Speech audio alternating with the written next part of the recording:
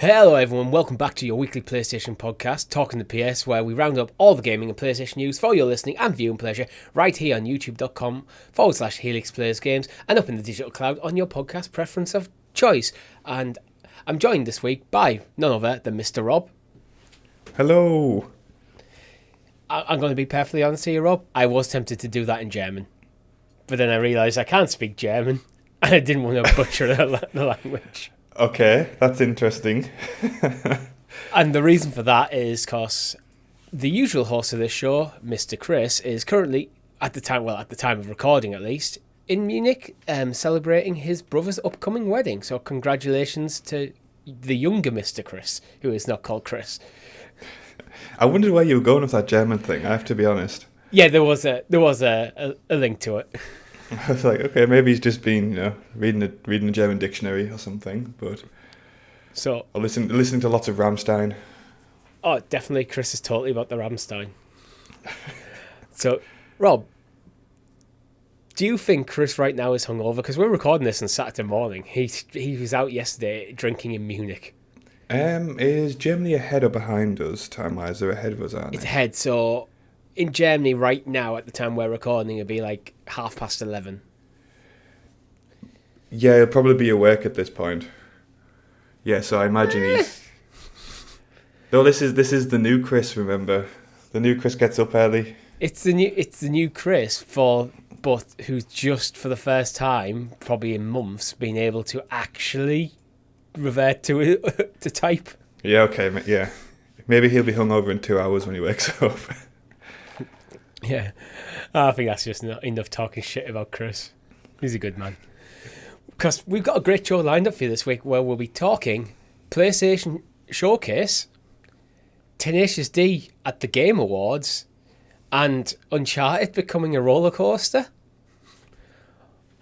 All that on this week's Talking the PS. But first, before we get into it, a bit of housekeeping. But don't forget to like the video, subscribe to the channel, or hit that bell icon, so you're kept in the loop of all of our amazing content here at Helix Plays Games, where we bring you shows such as XPass, where every single Monday we break down all the Xbox gaming news for you that's happening in the Microsoft sphere of gaming.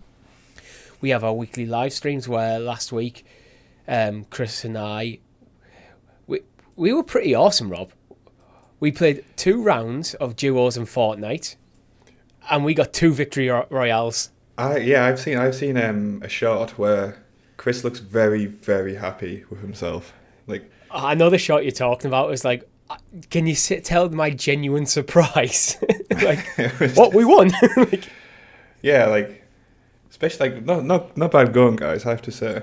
Yeah, we played them on Amazon Luna, so go check out that live stream. Didn't work great for me, I've got to be honest with. We'll probably talk about that a bit more in the next Luna listening, so I'm not going to go in depth here. Talking about the PlayStation Showcase, we are looking to probably do like a react stream to it, but we need to get Chris back from Munich first, and Rob, you're still in the middle of a move, so bear with us. To be honest, by the time you're watching this, the showcase will either be listed on our YouTube channel or not, I'd imagine, because this comes out on Tuesday. The showcase was on Wednesday. Rob, been playing anything interesting? So, in between all the box moves and the setting up utilities and all that nonsense that comes with moving, which everyone loves, I rolled credits on Jedi Survivor. So, finished that off. I've been kind of hunting down the legendary bosses and stuff like that to kind of get to full completion. It's just a really great game. I love the story. One of the villains, I'm trying not to do spoilers here. Like, one of the villains is a bit weaker than I would have liked, and is a bit weaker than the first game. But in terms of narrative or in terms of abilities within the game? They just never felt like a threat. Like, they kind of like... So that basically, like, narrative, like... Yeah, it's like you kind of pop around planet to planet and you kind of doing a typical, we're just behind him doing his thing. And yeah, like, it kind of just like obviously you beat him because that's what you do for boss, like, and then that's kind of it. That's like the one of the bosses, and then like the final boss I felt like was a bit the combat for him was just a bit bullshit, if I'm going to be honest. Like, I love those types of games and like the soul style combat, but it's based on there being a very specific set of rules around how the combat works. Like, kind of, this is a stun block. You'll be able to like get this combo in within this time period, like to interrupt and whatever. And the last boss just doesn't really obey those rules, so that kind of frustrated me a lot, because it's like, oh, he's doing something that just defies the game's logic. Okay, that's fine. That's something whatever. that you haven't, throughout the course of me playing this game, you haven't taught me about. So it's not an implementation of a mechanic that you're familiar with that is in advanced form. It's just like, here's a new thing that we've just never brought up. Not even that. It's just like, generally speaking, if you're attacking during that game, like, enemies can't attack over you. They can block, they can dodge, and then counter, but they can't like just spam over your attack. Yeah, that goes away in the final boss fight to a degree. Regardless, a fantastic game. I love it. I'm still playing it. I've just defeated the legendary Rancor, so I'm very, very proud of myself. And yeah, it's a fantastic game. Yeah. One thing I will say is I went from a 1080 TV to a 4K TV mid-play. Yeah. When I moved, and I do see a lot more performance issues when it's in 4K. Like, I can kind of. Are you playing on the performance mode, or are you playing on the visual mode? So I went performance for. Yeah. So I went performance for a little bit, but then I decided to like go back for the sake of like combat fluidity. Yeah. So whilst I didn't really get any faults up to this point, I can kind of see the frustrations that some people have had. So, that's fair enough. Yeah, I think it's just one of them things at the moment. It's almost, I think this generation of consoles was always pitched as it's the 4K 60 generation of consoles, and realistically, no games really achieved that. I can't actually think of one off the top of my head that has achieved, like a big AAA game that has achieved 4K 60. It's always 4K 30 or 1080p 60. They're kind of that choice. Depending on the nature of the game, I think you have to pick your battle there. And for me, completely. anything that requires kind of like fast-paced movement or anything, I think for me, it's always going to be the 60. Yeah, it has to be. Yeah. It's one of them, like, if I play a game that is just in 30 frames per second, I'm okay with it. But if I play a game that's in 60 frames per second, then drop to 30, I'm not okay with that anymore. Yeah, that's the issue, isn't it? But regardless of those kind of issues, which, they are present, like, the narrative is superb. It's made me kind of go back to watch. I wanted to watch episode 3, but then I was like, well, I can't watch just episode 3. I'll have to watch episode 1 and then build up. Which means it. you have to watch episode 4 before you can watch episode 1. Then you have to watch 4, 5, 6. Then you can go to 1, then 2, and then finally you can get to 3. Yeah, so at that point, you're 6 films in. You might as well just finish the saga. Exactly. It's sucked me back into Star Wars, and it's even kind of got me on the edge of buying the Star Wars kind of accompanying like novels from the expanded universe, just because I'm like that much into it. So very, very good game. What about yourself? For me, it's just Tears of the Kingdom, really. Like, that it's a great game. I think it's one of them. I think Brian over at Nerf Report, it didn't really vibe with him, and I actually can kind of totally see why. I think if you don't care about Zelda, and you're not into kind of the sandboxy mechanics into it, I think the game could fall quite flat very quickly. So this is my worry about it. Yeah, but I am into Zelda, and I'm actually having a good time with like the sandboxy stuff and like the puzzle solving, because the way it works is it's the same as Breath of the Wild, where it's kind of like, right, here's a set of tools that you can interact with in the world, And your shrines basically go, right, this is basically a puzzle room with a few puzzles in. Use the tools at disposal and your knowledge of the game's like physics and mechanics to kind of solve it, but there's kind of like no right way to do it. Yeah, so it's not kind of like this is the solution. It's I think there is always a developer intended solution, but I think the game is very much the developer intended solution is probably more that exists so that they can guarantee that there is a solution. Like so if you walk into a shrine, regardless what equipment you have, you can solve this thing because everything you need is contained. Yeah, but you don't have to solve it that way. Yeah, and I'm a bit kind of. I want to pick up this game because I've seen the engineering mechanics of it, which kind of really draw me in. But I'm not a historic Zelda fan, which goes back to your point. That's what worries me about getting the game. I think you'd be okay because as much as it is a Zelda game, it's not a Zelda game in the sense of like things like where Ocarina of Time or Twilight Princess, where it is 100%. This is more of them games are more of technically their world is fairly open, but it's a very strict linear story progression throughout that world. This is a lot more open. Yeah, there is a Zelda game in there, but if you're not into Zelda and lore, it's basically just a run-of-the-mill fantasy-style story.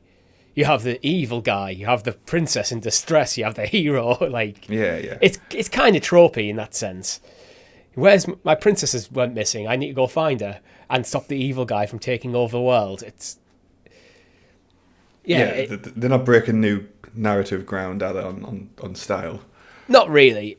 So I think if you're not a massive Zelda fan, you can have fun there. You will have to engage with the story to at least a degree to upgrade, because everything is kind of battery powered. Mm-hmm. So you can upgrade your battery meter, which I haven't done yet, but I don't think you even need to play through the story. I think you just need to collect the right stuff to upgrade it. Like kind of true sandboxy. Yeah, it's one of them. After you get off the first island, which I completed in my live stream, the game is very open at that point. I don't think there's anything that you just can't do.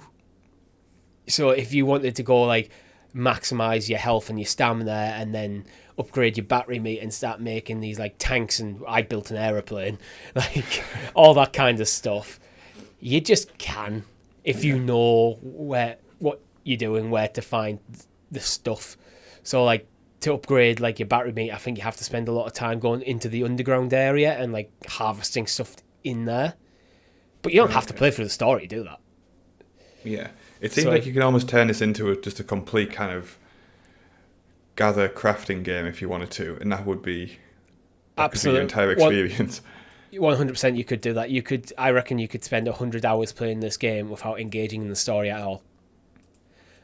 So if you didn't care about the story of the whole Zelda stuff, and you're just looking at this as a pure sandbox physics engine, you could just have a good time with it. Yeah. And that's good value for a game as well. Yeah, it is. It almost feels like multiple games in one, really, when you think of it that way. It's here's the sandbox effective engine where you can just use the tools that you're given to explore the world and create whatever you want. And then it's here's a Zelda story as well, if you're into that. It might be one for me to pick up after my life gets back to normal.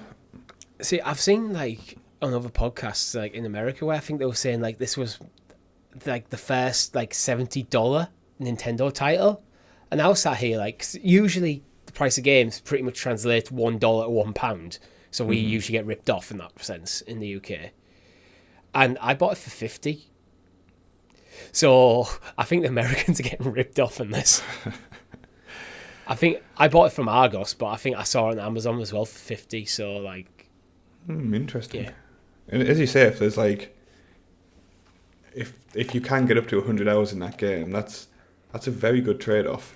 Yeah. Yeah, I think a lot of the building stuff, there's just they're kind of it's almost like modular. So you might have seen things like the the gliders and like the control things and like the big fans and stuff. I've seen people make like Pacific Rim style mechs out of Yeah, it and yeah. stuff like that. Yeah, it is theoretically possible. There's enough kind of like, there's one like thing that you can get, which is just kind of, it just changes its orientation when you hit it. So on like a 90 degree, either it's laying down or stood up. It seems very simple, but I did like a shrine last night where you basically used one of them to basically create a catapult to Nice. launch you or objects to get to the goal.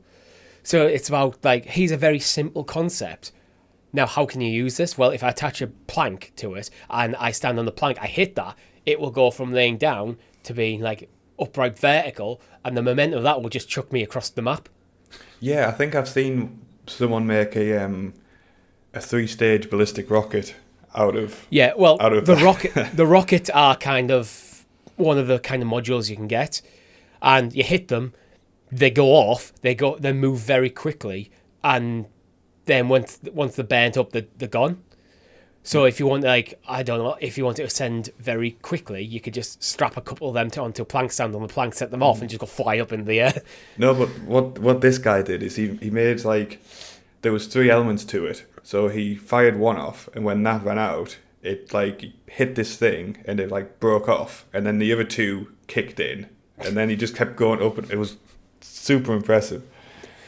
Yeah. But I think that's enough of that. Rob, would you like to introduce us to the properly prepared PlayStation Perusing Points, aka the news? The news. And as always, our news is brought to you by our Helix Heroes, which you can join for as little as 99p over on youtube.com/Helix Plays Games.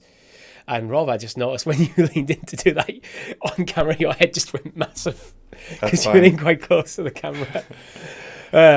So I think we'll get straight into it. First topic of the week, PlayStation Showcase. So we have a PlayStation Showcase announced. It will be on the 24th of May, 2023 at 1 p.m. Pacific time or 9 p.m. British Summer Time, which is literally tomorrow evening.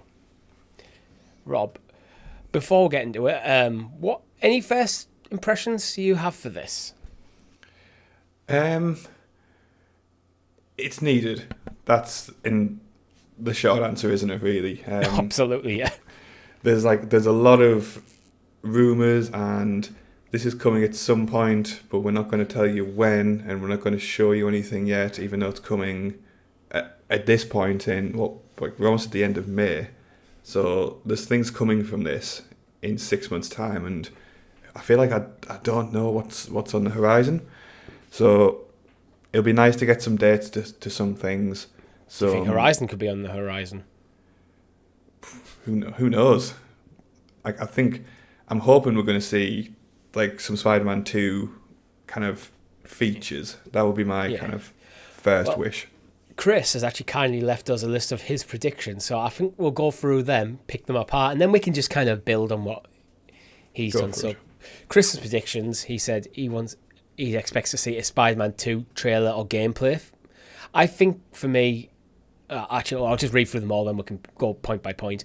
The Last of Us Factions trailer gameplay launching on original games, PS3 10th anniversary this summer. It's just the way he wrote that. I was like, yeah, so the original Last of Us Factions was a PS3 game, and it's the 10th anniversary this summer. Wow, that's Helldivers 2. He says that was part of the Nvidia leak. DLC for Hogwarts Legacy. A new Astrobot game that plays on PS5 and VR. Half-Life Alyx PSVR 2 port. Bioshock VR, which is he's put down as his wild card. Final Fantasy 16 trailer. And Bluepoint making Bloodborne 2 and a Ghost of Tsushima 2 title teaser. So Spider-Man, it's got to be something there, doesn't it? If it isn't, it would be. I think it would be a bit of a kickoff, to be honest, because it's like, how can you not when it's going to be arguably the biggest game of this year? Yeah, and we haven't seen much of that game at all. It's still slated for this year. If it's not here, and they haven't announced like a like a Spider-Man 2 Direct sort of thing, where if they went, you know what, there's a Spider-Man Direct coming up later in the summer, then it wasn't here. That makes sense. But because we've got nothing, I think the expectation is that it's here, and I think it probably needs to be gameplay if it's coming this year. Yeah, I want to see gameplay, because as much as I'm excited for Spider-Man 2, I'm wondering what they're gonna add on top of Spider-Man 1. Yeah, what sets it apart from Spider-Man 1 and Miles Morales, other than just narrative? Yeah. Because let's be real, Spider-Man 1, in terms of gameplay, like... It's fantastic. Yeah, like I try to rack my brain to think about I don't know what how I do. you elevate that. I mean, to be fair, I think it's one of them. If they don't elevate it, that's fine. Oh, yeah, but I still want to see some... I want to see them try. Yeah, like something more. Because with, like, as good as... I'm on the Star Wars train here, so I might as well just do the comparison. As good as Jedi Fallen Order was in the combat, there was definitely a route to improve that. And that was quite clear, really. Whereas I just don't see it with Spider-Man. To the credit of Spider-Man 1 and Miles Morales, really. It's the first one, and then Miles Morales. I think the perfect Spider-Man games. Yeah. So it'll be interesting to see what they do. But I definitely do want some gameplay from it. Last of Us Factions. Yeah, I think this is one that's been Naughty Dog. I feel like this is one where Naughty Dog need to get this off their slate, because it's been feels like it's been hanging around since The Last of Us 2 came out. Mm-hmm. And they just need to get it done, get it out. But I don't think they'll release it till they're happy with it, because it's Naughty Dog. I also don't think it'll be called Factions. No. My entire reasoning for that is Neil Druckmann was on one of the kind of funny shows, might have been Game Pass, might have been Games Daily, or something, and he was asked specifically about Last of Us Factions, and he referred to it, when directly asked about Last of Us Factions, as the Last of Us multiplayer game. Yeah, okay, yeah. So if it was going to be called Factions, then why wouldn't he just say, yeah, Factions? It could be called Factions, but it could have been just one of them, I'm not allowed to say the name of the game situations, but I'm also expecting they'll call it something different. Yeah, it feels like he might have been briefed very specifically by a PR team to...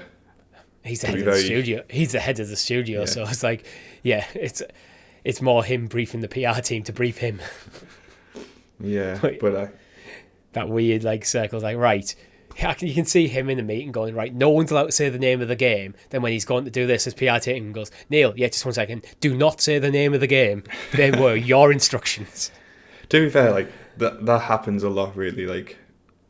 Obviously, I'm self-employed, so when I've had a team of people, employed people remember about the shit you come up with. Yeah, I've been a dumbass and done the wrong thing, which I specifically told other people not to do, and then I've been oh well, I'm getting shit for this when I get off. I ask people in my team all the time, just they'll go, Richie, have you done this? No, I'll get to it. Do not let me forget. Just keep pestering me. Pester me about it, and it'll get done. Because sometimes when you just have a million things coming at you at once, you just can't. Some things just don't stick in they go in. Yeah. And then just out, and then it just doesn't stick. So just pester me about stuff, and I'll get to it. Helldivers 2, yeah, I think that's fair. It's been a while since Helldivers. It was part of the Nvidia leak. The Nvidia leak actually has come out quite well. Yeah. Yeah. But I know next to nothing about this game anyway, so that will be a treat for me to see. Yeah, Hogwarts Legacy DLC. Yeah, I think I can't imagine WB making a game without DLC being in mind right from the start. Yeah, it should be, and it's such a perfect game for it as well, because you've got the world. You've got the world. You've got the fanatical audience, and the response from it. There must be DLC coming. Yeah, what would you want from the DLC? In my perfect world, I would want a Quidditch game and expanding the flying elements of it. But I don't think that's reasonable. I think Yeah, the fly mechanics will have to be completely redone to enable that. So I don't think we'll get that. that's always been my take, as well. As much as I'd love to have like a good Quidditch game and not whatever this free to play one that seems to be. I don't think the fly mechanics in Hogwarts Legacy lend themselves to like the fast paced, intricate movement of like a fast paced sport. No, it's very much like GTA 4 type of car movement on the broomstick, Yeah, isn't it? it's very good at long distance travel quickly, but Yeah, I yeah, the think intricate, the like short, snappy turns and stuff. I think it just wouldn't work very well, which is probably yeah, why it was cut. I think more practically, I'd quite like a bit more of like a house DLC pack. So like kind of some more kind of quests around your specific house. So you think like 4 individual DLCs, one Oh around no, each no, of the I would houses? say pack it in one DLC, Yeah. but just have more kind of depth around the house system, which never really felt significant after. No, I mean, slight spoilers, but if to get the platinum, you have to play through up to a certain point in the game with each individual house. However, it's only realistically when you first arrive at Hogwarts in the kind of the tutorial when Professor Weasley is like teaching you about things like the flu mechanics and stuff. You're just starting off in a different location, a different part of the castle, and then you end up in the main like courtyard hall area anyway. And then there's one other quest that it differs from house to house. Yeah, so that seems a bit And shallow that's for me. it. Yeah, and there's no interactions with other students and stuff doesn't really matter with what house you're on. So it is literally that is just them 2 bits that are different from house to Yeah, house, yeah. apart from your own personal choice. So I think I agree, like some sort of like self-contained within your house. Yeah, Would be yeah. good. What else would you want to see from it? Anything specific? I haven't really spent a lot of time thinking about it because I tend not to buy DLC. Because I think games tend to be, for me, big enough by the time I've finished playing the game. I'm usually ready to move on to something different. And then Fair. usually by the time DLC comes out, I'm so far removed from the game that I'm just not interested in going back. DLC is something that I'd engage in if I went to replay a game in a couple of years' time. Gotcha. Yeah, but I don't know. I like your house thing. I think that could be good. I think what realistically all you're going to do is a bit more Hogwarts Legacy. I Yeah, don't. if anything, in an ideal world, which won't happen because they want like the DLC money, I'd rather they just start working on number 2 straight away. Yeah, Just to like, yeah. That would be the ideal for me as well, actually. yeah. But as I said, I can't see WB not having a DLC plan Oh no way. right from But the ground. like when I think about what I'd want from like a DLC, all I keep thinking of is like just generally improve everything about the game. Like That's not really like DLC. That's just more that's the issue. packaging. Yeah, Yeah, that's the thing. yeah. It's like, oh, Anyway, you could make the interactions better, or you could do whatever. But like, no, but yeah, just Astrobot from Chris suggests a PS5 and PSVR 2 title. I could see that. He yeah, says new. I could see also a port of the PSVR 1 stuff. In fact, I'm going to just throw this out there as a prediction. I think there'll be a host of PSVR 1 titles that are getting announced that are coming to VR 2. It depends if they're going to commit to making PSVR 2 work, or if they're just going to like. I think they've got to. Like, Yeah, there's thing been a is, lot of dev cost in it, hasn't there? these showcases don't happen overnight. So this may have been tweaked based on the reception to VR2, but this has been in probably the works since last year, this showcase, realistically. Mm-hmm. So, yeah, I could imagine, and they've committed the development cost to be VR2, and I think VR2 is just going to potentially be a slow burn. I think in 5 years' time, we'll be looking back at the start of VR2 and going, "Ooh, that was rocky, but it found its place." Mm-hmm. And you have to remember as well, VR2 came out at a time when pretty much when PS5 it only just got over its supply issues. So there's still a lot of people who are struggling to get hold of the console required to get the VR. Yeah, valid point. And again, I think they put probably too much into it the first half of this year, but it'll survive. Or not. Bioshock VR. There's a new Bioshock in works, isn't there? It's been... I don't follow Bioshock massively. I think it's rumoured, isn't it? Yeah, I'm sure I've seen some rumours. I can't remember off the top of my head. Inside the Gamer, a day ago, Bioshock 4's development is going through hell. Oh, okay, cool. Okay. Without reading the article. So yes, there is a Bioshock 4. The Metro Bioshock 4 is in development hell and may not make 2025 release, says rumour. So I'm glad I googled that, because I was going to say maybe it's time to show like the new Bioshock game that's rumoured. But if it's in development hell and there's rumours that it won't make 2025, then I'd say this is too early. If this is going to be a 2026 game, yeah, VR ports could be cool. Yeah, again, it all depends what Sony thought the play was going to be with VR at this point, as you said. Yeah, they've put a lot of into it, so there'll be a lot of things in the works. So even if VR's a flop, things like, yeah, if they've committed to a Bioshock port, that's going to happen, regardless of how many consoles they sell. Half-Life Alyx, I'm not sure on that one, because it's Valve and... Yeah, I don't think we'll see that. And Valve have their own VR stuff. I think it would be good for Half-Life Alyx, to be honest, to not be just bound to Steam and the PC. It could introduce that game to a wider ecosystem. But it's not. I don't think it's exactly doing poorly. Like it's like 10 out of 10 rated on Steam. No, I don't think we'll see that. But I would love for it to happen, but I don't think it will. I do think we'll see a host of like just general VR ports, because that's one of the things that the biggest criticisms of VR2 is actually just the library at the moment. Mm-hmm. So if they can get things like a Bioshock VR experience, they can get like Half-Life Alyx, they can get some of the Beat Saber, for example, which is not on VR2, but is almost synonymous with PSVR. Stuff like that. Get the Astrobot game over. All that kind of stuff. I think we'll see...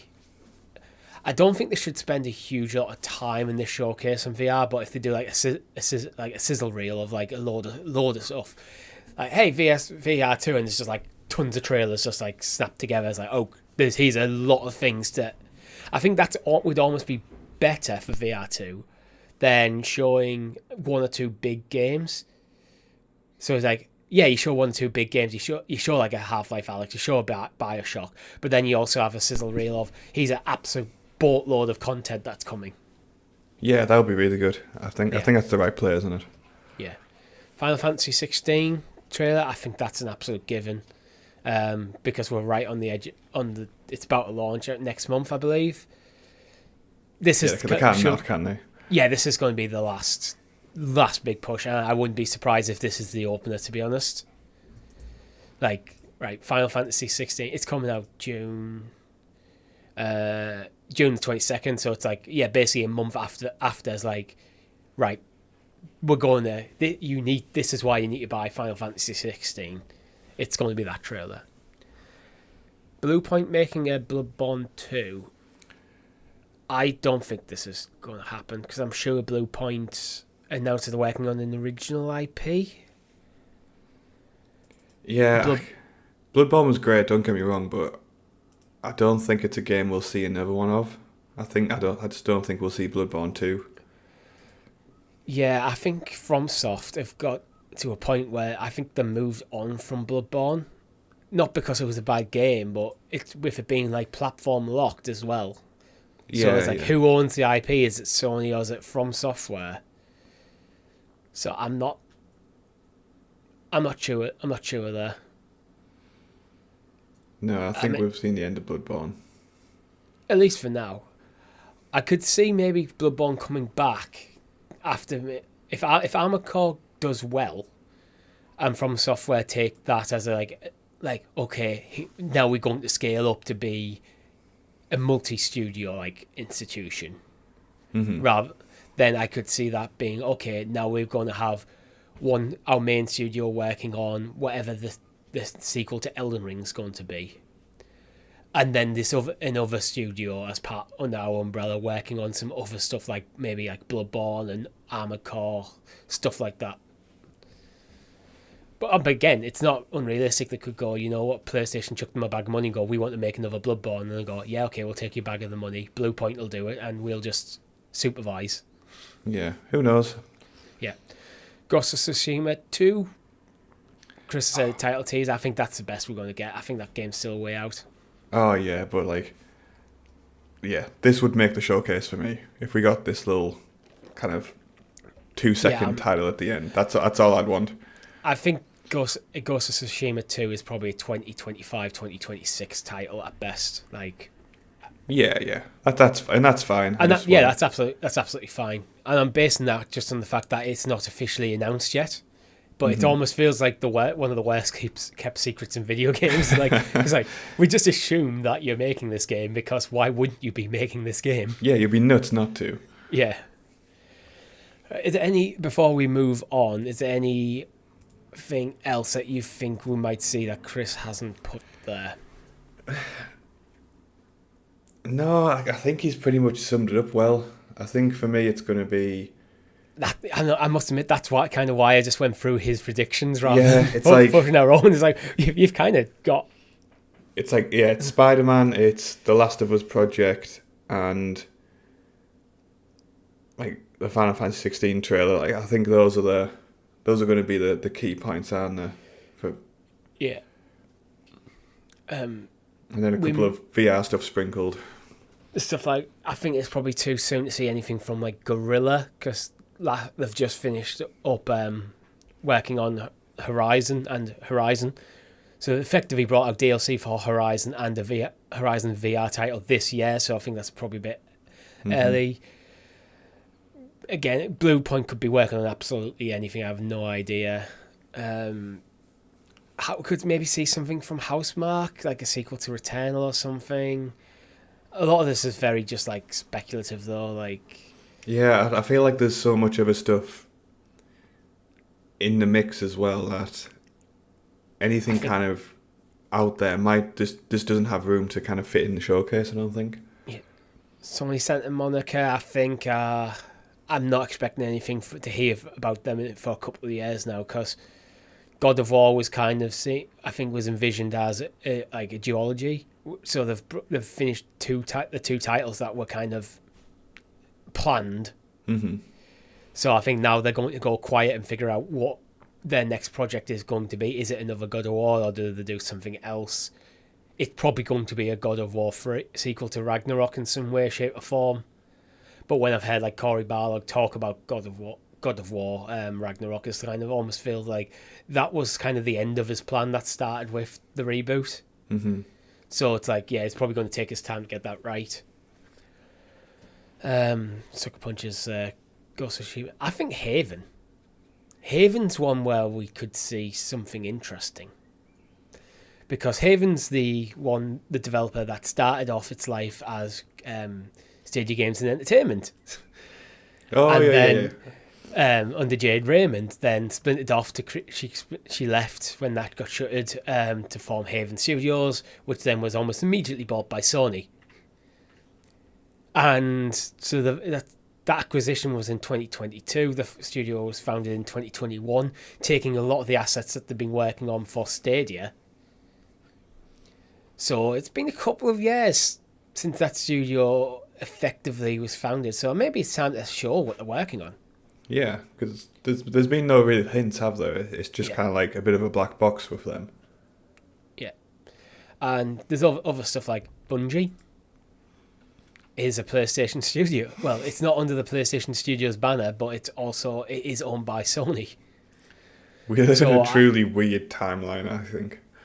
Oh, yeah, the weird timeline where Bungie, the former developers of Halo, the de facto Microsoft mascot, is now owned by Sony, and Crash Bandicoot potentially could become the former PlayStation mascot become an Xbox mascot. Next thing you know, you'll have Sonic running around in Nintendo platforms. God. Wonder who stepped on the butterfly which sent us down this path. Probably Mario. Yeah, I imagine so. Let's talk about Lord of the Rings, Rob. Let's. Because we always like to talk about Lord of the Rings. So Amazon Games have partnered with the Embracer Group to bring a Lord of the Rings MMO.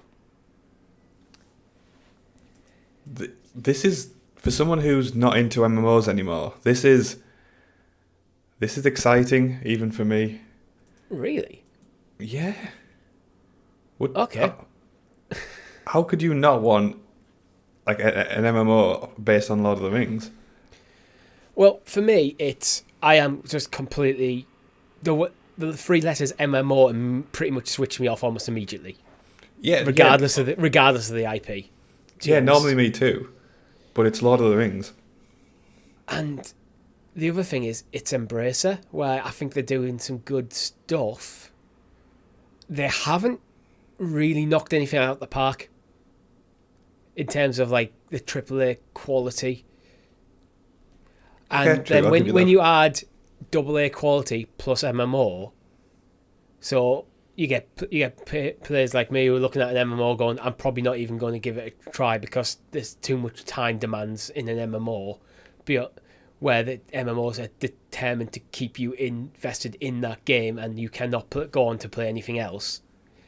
So you're attracting people into MMOs, and Embracer haven't shown, in my opinion, that they have the ability to make a game that would take the MMO fans who already exist and playing things like Final Fantasy 14, like World of Warcraft is still doing numbers, to get them over and to keep them. True, but then I just keep thinking back where it's like, oh, I could just be like an elven smith and I could be just knocking out bars of mithril in my downtime. That just seems really, really cool. And I know it's just a Lord of the Rings skin on top of basic MMO kind of RPG elements or whatever. I'm assuming it's going to be like RPG focused. It just seems really, really, really fun. I think, and reality will not tell me differently. The concept for me, it has a lot of potential, but I'm just not convinced on the little information we know. Oh yeah, there's a couple of things like, well, Amazon has actually done well with New World, but you don't really hear anyone talk about New World. It might just be the circles they operate in. Mm-hmm. I'd worry that this is one where it'll come out with a bit of fanfare, people play it and go, it's fine, and then you'd not hear about it, then 3 years later it gets closed down. Yeah, maybe, but like Lord of the Rings Online, I think, is that still going, I think? Is that a thing? Yeah, it's still going, and there's comments where the Amazon team is not worried about the existence of Lord of the Rings Online. Probably because they forgot it exists. I did. And it's also probably because they're, at this point in time, they're expecting, well, that's our audience. We'll just steal them.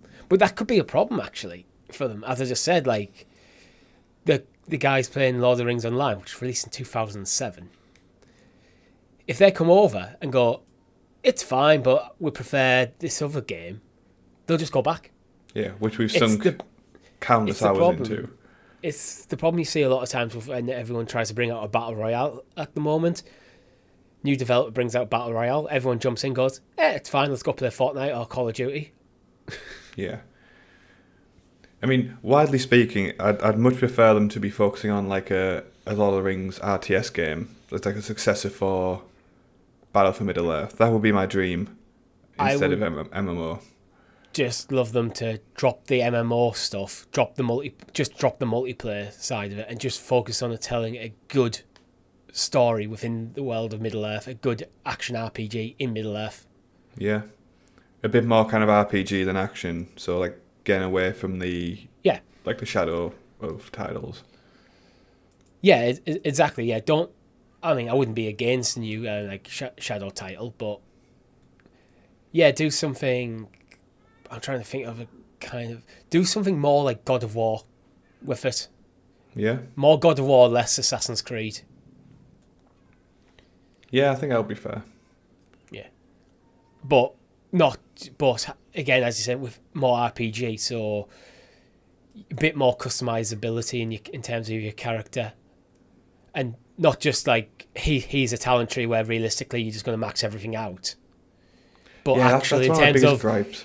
your character design, like, are you going to play as an elf, a man, a dwarf, a hobbit? Each of these will have access to different abilities. Almost a bit like Skyrim-y. Yeah, I think because that's always been my gripe with like. It always seems like kind of game genres are merging into one, and like the inconsequential talent tree is my biggest gripe at the moment for a lot of like bigger titles.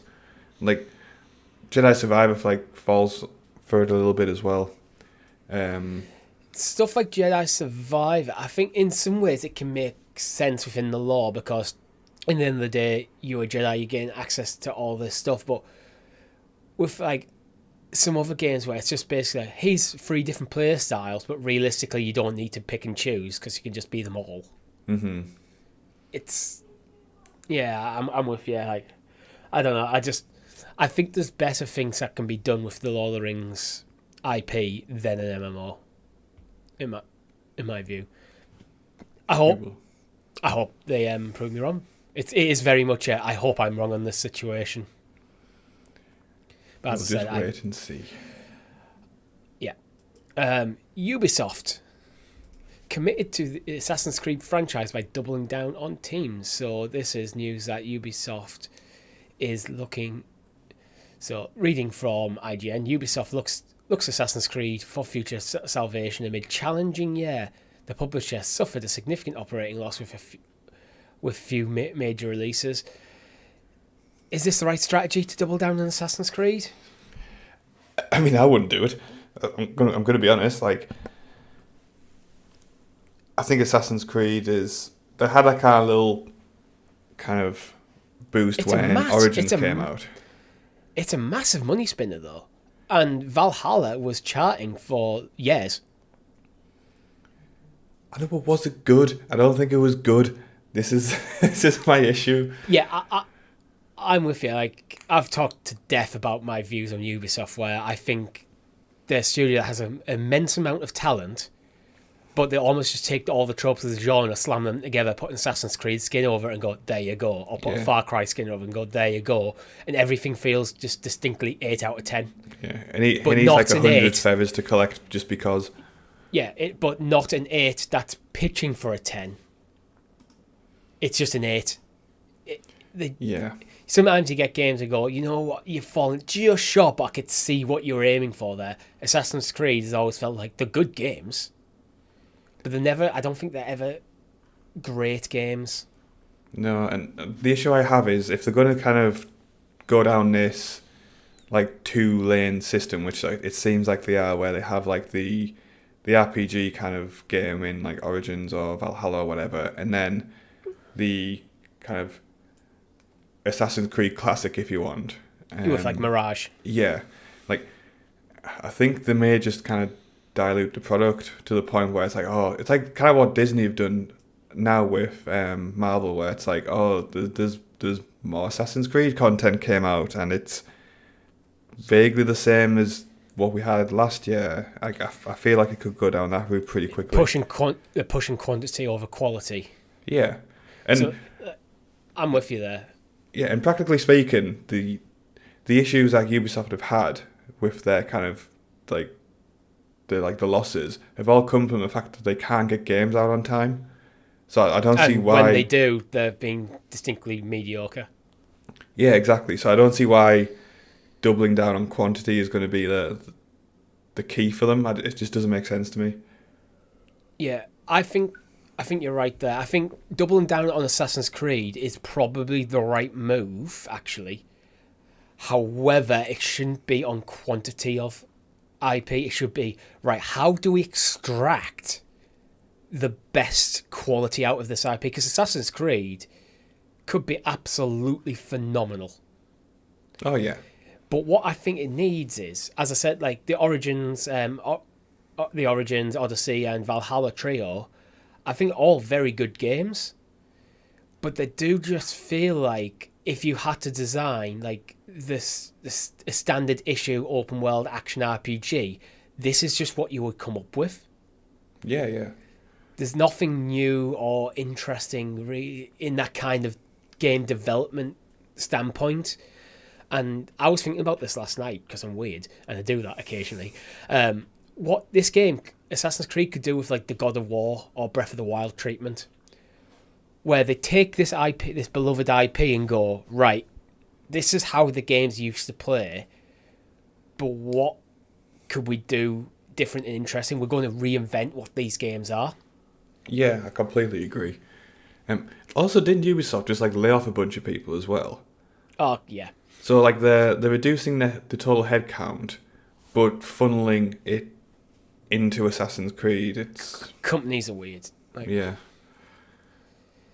So yeah, like proportionally, like even if they're increasing headcount by like however many % on Assassin's Creed, the actual proportion of the entire company that's working on Assassin's Creed just got far, far bigger than that, didn't it? Yeah, and I almost think like the two games I just mentioned there, like God of War and Breath of the Wild, the key similarity between them is not just that they reinvented their franchise, is that they did so in a way by having a very clear like mission statement, almost like God of War is like, right, what we're going to do is we're going to tell a very cinematic story regarding this, so that like influenced, when I've seen like dev interviews, that influenced a lot of the game design. So like having the camera punched right close up to Kratos, give it a more cinematic feel. Not having camera cuts throughout the entire experience kept that level of immersion. Breath of the Wild was all about exploration and giving you like a tool set for you to explore and create in that world. And so every decision they made, like things like they got rid of in Breath of the Wild, they got rid of like absolute staples of the Zelda franchise, such as Link's arsenal of items. So you didn't get your classic things like the hook shot is always the usual go-to example. You got rid of the standard dungeons. They got rid of a linear story because it didn't fit with that vision of this just open world game where it's about the exploration. The narrative comes from finding the memories throughout the world. So even the narrative is linked into that exploration. So you kind of like get them key words. And I just don't think that's what Assassin's Creed need to do. They need to go, all right, what is this game going to be? Yeah, and that's always been the case, haven't it? It's just been like, we'll just... Because to sell well, that's almost been the downfall of Ubisoft. It's always been like, well, there's no need to do anything different, because... Yeah, they become a victim of their own success. And I think we're starting to see players kind of go, like, the last Far Cry, people go, yeah, it's just another Far Cry. Yeah, which that's to kind a of large degree, they're right. It is, yeah, they're right. It's not a bad game, but it's like, it's not an interesting game. That being said, Valhalla was selling for literal years. So it depends how you're looking at it. If you're looking at, I'm looking at this as like, from a creative point of view and like what I love them to do with it. But if you're looking at it as a business point of view, like they're doing all right. They've hit a rocky year because a few things didn't land and delays. But if they bring out Mirage is going to sell tons. Assassin's Creed Red's going to sell tons. Then you got things like Hexe, and you got Assassin's Creed Jade. I think it's Jade. Yeah, they're going to sell like Skull and Bones. Going to be Game of the Year for 9 years running. I guarantee it. It's a game they just need to. It's one of them. I think Ubisoft would quietly love to just go, we're not doing that anymore. We're just not going to. Yeah, but they know they'll get crucified online, don't they? That's the issue. I've also sunk millions into it, so the losses will be catastrophic. They're going to have to bring that game out, knowing that's probably never going to do what they expect it to, and that they're going to anger a lot of people because they have to put it out because they need to recoup some money for it. It's just it's going to flop so hard. It is, yeah. Let's move on. A few quick ones I want to bring bring up because I mentioned them in the intro. Uncharted is back. In roller coaster form. Indeed. There's an Uncharted theme park, Ventura in Spain. There's an Uncharted ride. I mean, it looks, it's an Uncharted ride. I don't really know what more to say about that, but it's just one of them weird things that just was not caught me completely off guard. I wonder who does the licensing for Naughty Dog, where do they go out to the theme park and be like, do you want to make a Uncharted roller coaster, or do the theme park go to Naughty Dog and go, we want to make an Uncharted roller coaster? You know what I suspect this probably is, because I've been to Ventura a couple of times actually. It's a great theme park, so I kind of have a good idea of where in the theme park it will be, because they've got an old western kind of area. If they're kind of redeveloping that area, and there's an Uncharted fan on the team, and they're they're doing okay, how we're going to redevelop it, what sort of IP are we going to bring in to kind of give this a refresh. And then there's one gamer sat there on the panel going, I know, Uncharted, look how cool this stuff is. Show them the Tom Holland movie, show them some of the cutscenes and stuff from the Uncharted games, and it's let's reach out to Sony. I just want the voice clip from the Uncharted 2 boss, is it Madrazo or something? Who just does the really characteristics Drake whenever he kills you, which he does multiple times because he's a really difficulty spikes on that boss so hard. Yeah. I think final one for this show. Jeff Keighley announced that Tenacious D will be performing their new hit video games with a full orchestra at the Hollywood Bowl on Sunday, June 25th, with the Game Awards concert. Tenacious D now at the Game Awards. That's fine for me. Do you know what it's did you ever listen to Tenacious D's last studio release? I don't think I did. It was pretty bad. It was just completely unremarkable. And all I can think of is that line from Dumb and Dumber where it's just when I thought you couldn't do anything more stupid and idiotic, you do something like this, Tenacious D, and totally redeem yourself. Yeah. The thing is, Jack Black's has always had dabbled in video games for a long time, actually, because it was a Brutal Legend where you basically play as him. Yeah, and they did the song for Tenacious D did the song. Well, technically it was Jack Black, but they did the Mario song as well, didn't they, recently? Yeah, Peaches. Well, yeah. Jack Black is Bowser. Yeah, so. So yeah, it's great. It's good to see, actually, to be honest. Artists making this cross pollination into games, where it's one of them things where it just shows how games it's no longer the weird hobby that the nerds were in the mother's basement with their Dorito covered fingers and what do you call Mountain Dew It's now everyone's involved. It's no longer a weird thing. Yeah, it's just it's the third element of entertainment, isn't it? You've got music, you've got kind of TV, film, and then you've got games. That's number one in terms of revenue. Yeah. That's probably because they're charging £70 for a game. So, but as much as it pains me every time I have to drop £70 on a game, I also understand why. Oh, value wise, it's the amount of work music that goes into them. Outside of music, which you can just get £9 on Spotify or whatever. Oh. And the high standards we have for them, we just ripped apart Assassin's. In this show, we've just ripped apart Assassin's Creed, and I ripped apart a game that doesn't even exist yet in the Lord of the Rings MMO. So they've got to deal with us fucks. Yeah, it's a thankless job, isn't it? In a lot of regards.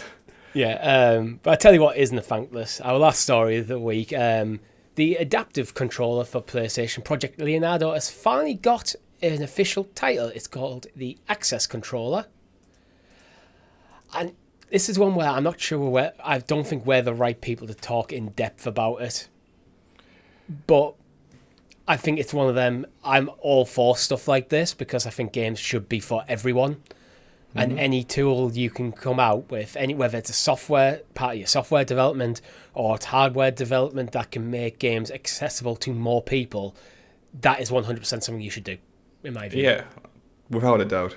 And look, like from the outside looking in, it looks like a really nice kind of bit of kit. But as you said, we're not really the ones to make a judgment on that, right? Yeah, it's like I don't have a disability, so the issues that someone might have in gaming with a traditional controller or mouse and keyboard, I just don't have the comprehensive knowledge to really go how this would work. I think there's some great people in the industry, in the gaming industry, covering that stuff, like the guys over at things like Able Gamers and stuff, who will probably, I no doubt, be talking about this or probably been even involved in its development. So if this is something that you are looking at, like, seriously, because you think it might suit your needs, like, go check out some much more qualified people than us. Yeah, they could have had a bit more of an exciting name, I think. Project Leonardo's cool. Yeah, but now it's just called the Sony Access Controller, isn't it? Yeah, that's what it's called, the Access Controller. It makes sense. It's not exciting, but it makes sense in a way because it grants access to people. So I think there's a PlayStation Access YouTube channel, which I think it might be affiliated with Sony directly. Oh, okay, fair. So it's a bit of their utilising their established branding. Okay, fair enough then. Yeah, but good on Sony for doing this. And I know that you could be cynical and go, well, Xbox did something years ago, but I don't think it's necessarily one where you should beat people up for doing it late. You should more celebrate for them actually doing it. So Nintendo, balls in your court. Yeah, definitely. But that's all we have time for you this week. If you've liked the video, make sure you hit that like button, subscribe to the channel or your podcast feed of choice. Ring the bell so you get in the loop of all our great content, such as XPass, such as our live streams. We'll probably be live reacting to the Sony presentation tomorrow. Thank you very much for watching. My name's been Richie. I've been Rob. Goodbye. Goodbye.